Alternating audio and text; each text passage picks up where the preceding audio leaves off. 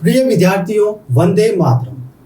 Current affairs की आज की इस कक्षा में हम चर्चा करेंगे 7 और 8 अक्टूबर के समाचारों पर आधारित 10 महत्वपूर्ण प्रश्नों पर। चर्चा को शुरू करते हैं। पहला प्रश्न हमारा है, वर्ष 2021 के साहित्य का नोबेल पुरस्कार निम्नलिखित में से किसे दिया जाएगा? साहित्य का नोबेल पुरस्कार दिया जाएगा अब्दुल रज़ाक गुरनाहे को। अब्दुल रज़ाक गुरनाहे को दिया जाएगा। और हमने बात की कि नोबेल पुरस्कार जो है कुल 6 क्षेत्रों में दिया जाता है। 6 क्षेत्रों में दिया जाता है। भौतिकी का नोबेल, रसायन क्षेत्र में नोबेल और चिकित्सा के क्षेत्र में नोबेल,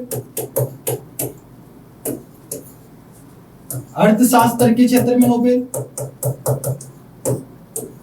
शांति के क्षेत्र में नोबेल और साहित्य के क्षेत्र में नोबेल। तो साहित्य का नोबेल पुरस्कार जो है अब्दुल रज़ाक गुरनाहे को दिया जाएगा।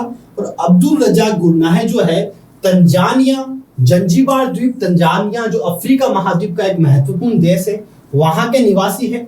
इनकी प्रमुख कृतियों किताबों की बात करें, memory of departure, pilgrims way, paradise. और क्यों मिलेगा इनको साहित्य का नोबेल पुरस्कार? क्योंकि इन्होंने उपनिवेशवाद के प्रभावों के बारे में, जो उपनिवेशवाद के इफेक्ट थे, जो प्रभाव थे, उनके बारे में इन्होंने अपनी किताबों में लिखा है कि किस तरीके से उपनिवेश में लोगों ने पीड़ा सही और बहुत सारी बातों का जीवन के बहुआयामी पक्षों को इन्होंने लिखा। तो तंजानिया के उपनिवेशवाद अब्दुल रज़ाक गुरनाहे को साहित्य का नोबेल पुरस्कार मिलेगा। समाचारों में आई विश्व निवेश रिपोर्ट 2021, वर्ल्ड इन्वेस्टमेंट रिपोर्ट 2021 किस संस्था द्वारा जारी की जाती है? तो ये रिपोर्ट जो है अंकटाड के द्वारा जारी की जाती है। अंकटाड जो संयुक्त राष्ट्र संघ की एक विशिष्ट एजेंसी है। United nation conference on trade and development, United nation conference on trade and development इसका पूरा नाम है। वर्ष 1991 से प्रत्येक वर्ष वर्ल्ड इन्वेस्टमेंट रिपोर्ट जारी हो रही है। यानी कि भारत में जो एलपीजी आया था, उदारीकरण का दौर था, उस समय से लेकर इस रिपोर्ट की प्रमुख बातों पर हम बात करें तो वर्ष 2020 में 1 ट्रिलियन अमेरिकी डॉलर का एफडीआई हुआ है पूरी दुनिया में। और सबसे ज्यादा एफडीआई का जो अंतर प्रवाह है यूएसए में हुआ है। नंबर 1 पर यूएसए रहा है और 5वें नंबर पर भारत की जो पोजीशन है, 5वें नंबर पर है ये प्रत्यक्ष विदेशी निवेश को प्राप्त करने में, according to World Investment Report जो अंकटाड के द्वारा पब्लिश की गई है।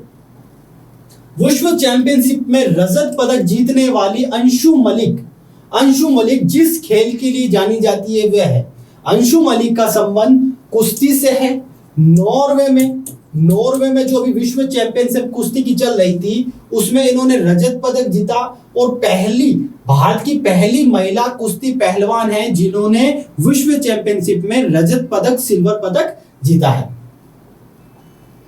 सैन्य प्रशिक्षण अभ्यास अजय वॉरियर निम्नलिखित में से किन 2 देशों के बीच होता है? तो अजय वॉरियर जो है वो भारत और यूके के बीच में होता है।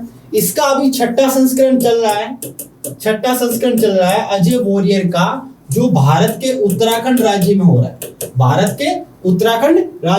है। अजय वॉरियर।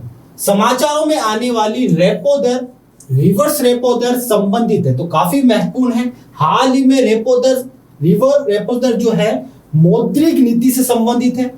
उत्तर इसका होगा बी, मौद्रिक नीति से संबंधित है।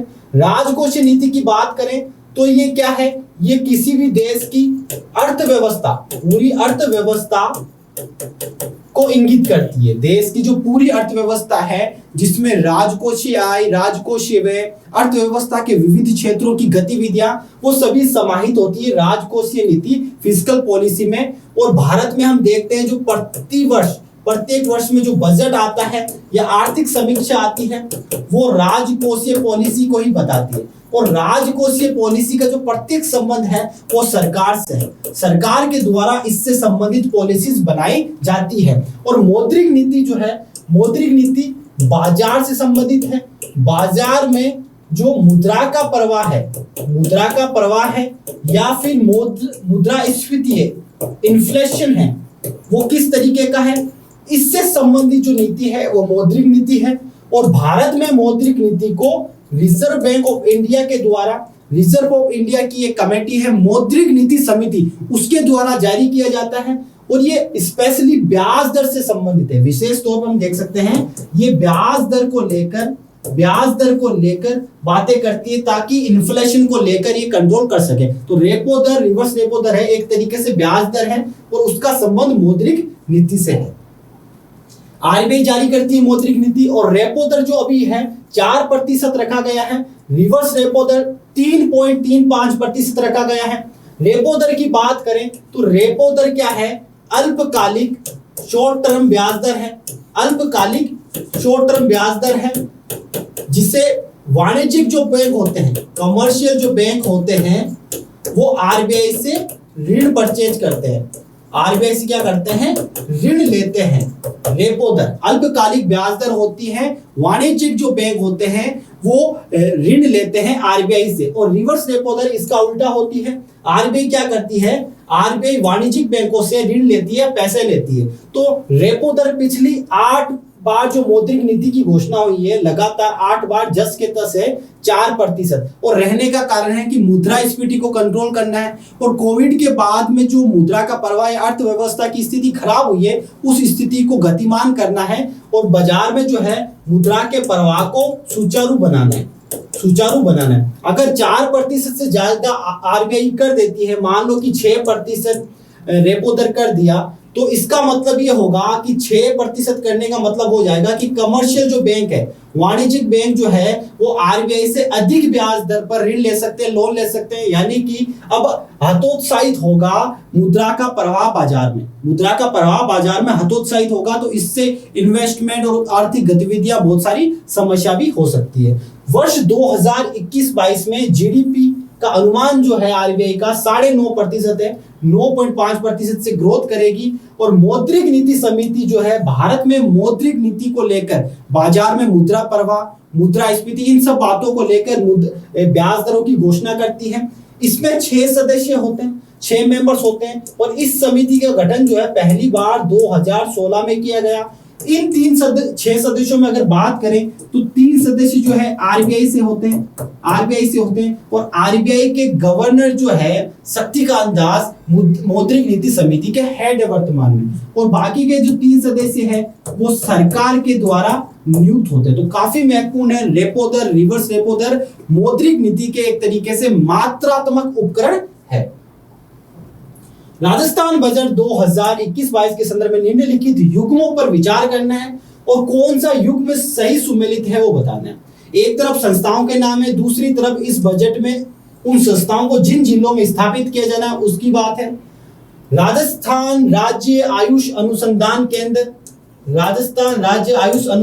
केंद्र Ajmer, international centre of excellence in Panchakarma Jodhpur, वन्य जीव प्रबंधन प्रशिक्षण केंद्र ताल छापर अभ्यारण्य चूरू। तो युग्म कौन सा सही सुमेलित है? और प्रश्नों को देखते हुए जो विकल्प सी है, तीनों ही युग्म जो है वो सही सुमेलित है। वन्य जीव प्रबंधन प्रशिक्षण केंद्र ताल छापर चूरू में स्थापित किया जाएगा।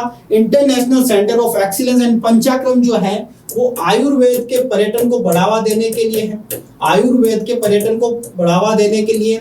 डॉक्टर सर्वपल्ली राधाकृष्णन विश्वविद्यालय वहां स्थापित किया जाएगा। राजस्थान राज्य आयुष अनुसंधान केंद्र अजमेर में स्थापित किया जाएगा। बजट 2021-22 में यह है। बजट 2021-22 के अनुसार निम्नलिखित में से कौन सी संस्था राज्य की राजधानी जयपुर में स्थापित की जाएगी? यानी कि कौन सी संस्था है इस विकल्प के हिसाब से जो राज्य की राजधानी जयपुर में स्थापित की जाएगी? Institute of tropical medicine and virology, Mahatma Gandhi institute of governance and social sciences, fintech park या उपयुक्त सभी। तो तीनों ही संस्था जो है फिनटेक पार्क, महात्मा गांधी संस्था, institute of tropical medicine and virology, वो जयपुर में स्थापित की जाएगी। और साथ ही साथ जोधपुर में फिनटेक डिजिटल यूनिवर्सिटी को भी स्थापित किया जाएगा। ठीक है, फिनटेक पार्क तो जयपुर में स्थापित किया जाएगा और फिनटेक डिजिटल यूनिवर्सिटी जोधपुर में स्थापित की जाएगी। फिनटेक का यहां मतलब है फाइनेंशियल टेक्नोलॉजी से संबंधित गतिविधियां। नेक्स्ट प्रश्न पर चलें। जस्टिस रोहिणी आयोग, जस्टिस रोहिणी आयोग की हाल ही में कमेंट टिप्पणी आई है, उस पर भी हम बात करेंगे। रोहिणी आयोग संबंधित है, तो रोहिणी आयोग का संबंध जो है ओबीसी आरक्षण में उपवर्गीकरण सब कैटेगरी से संबंधित है। संविधान के अनुच्छेद 340 के तहत राष्ट्रपति क्या करता है? अनुच्छेद 340 के तहत राष्ट्रपति पिछड़ा वर्ग की दशा को सुधारने के लिए, पिछड़ा वर्ग की आर्थिक सामाजिक जो दशा है उसको सुधारने के लिए एक आयोग की नियुक्ति करता है। तो इसी के अकॉर्डिंग जस्टिस रोहिणी आयोग को गठित किया गया और इस आयोग का मुख्य काम यह है कि ओबीसी में जो आरक्षण दे रखा है अन्य पिछड़ा वर्ग को, उन आरक्षण का उपवर्गीकरण करना, यानी कि जिन जातियों को ओबीसी आरक्षण का लाभ नहीं मिला है उन्हें क्या करना है? उपवर्गीकृत करके आरक्षण प्रदान करना है। और रोहिणी आयोग की हाल ही में एक टिप्पणी आई, उसकी चर्चा हो रही है कि जो ये ओबीसी का उपवर्गीकरण होगा ये केवल केंद्र सरकार की गवर्नमेंट नौकरियों, केंद्र सरकार सेंटर में जो गवर्नमेंट नौकरियां या शैक्षणिक संस्थान है वहीं लागू होगा, राज्यों में ये बाध्यकारी नहीं है, यानी कि राज्य स्वतंत्र है इस दिशा में कदम उठाने के लिए ओबीसी आरक्षण को लेकर। संविधान के अनुसार राज्य की विधानसभा विधान परिषद के सदस्य किसके समक्ष शपथ ग्रहण करते हैं? काफी महत्वपूर्ण प्रश्न है, कंफ्यूज भी कर सकता है। संविधान के अनुसार विधानसभा के सदस्य और विधान परिषद के जो सदस्य किसके समक्ष शपथ ग्रहण करते हैं? विधानसभा अध्यक्ष, उच्च न्यायालय के मुख्य न्यायमूर्ति, राज्यपाल या फिर प्रोटेम स्पीकर। तो संविधान के हिसाब से राज्यपाल के समक्ष अनुच्छेद 188, अनुच्छेद 188 क्या कहता है? राज्य की विधानसभा या विधान परिषद के जो मेंबर्स है, सदस्य जो है, वो राज्यपाल या फिर राज्यपाल द्वारा नियुक्त व्यक्ति के समक्ष, राज्यपाल द्वारा नियुक्त व्यक्ति के समक्ष शपथ ग्रहण करेंगे। अनुच्छेद 188, अनुच्छेद 188।